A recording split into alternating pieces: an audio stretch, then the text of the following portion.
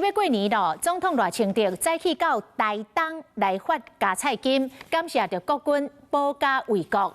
也毋过有部分的国防预算去互冻结。赖总统致辞讲，希望朝野共同努力，对国防的支持无应该分朝野。日军侵犯台东红莲机场，国军祭出迫击炮第一线火力压制。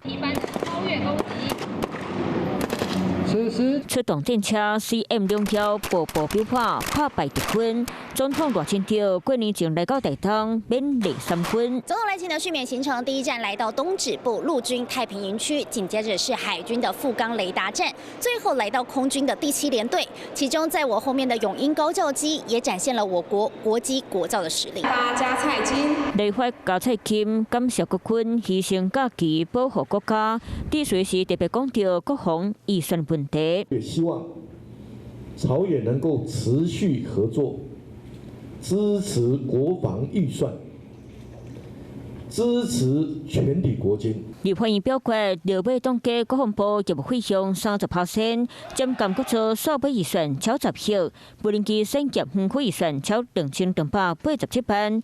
那国防预算留会经费删减超过1亿，因表达遗憾。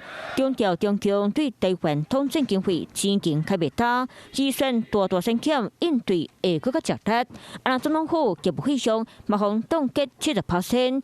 霍建前国外会博文讲，调国卫督等700万处骇客攻击网站，若无赶紧维护治安地破空，水电费用删减，敢讲接近国际化品，爱伫咧暗民邦的所在制作。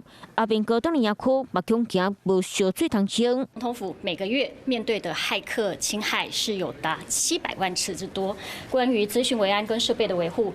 被煽动的有2000万，这不只是国家安全的问题，在资讯方面要如何来维护，现在是一个非常大的挑战。执政党含会预算，在野党立委是回省，总统府爱看较远嘞，唔通干那关心烧水含冷气，只不过预算含施政关系真大，嘛互总统府拢真要紧预算的进度。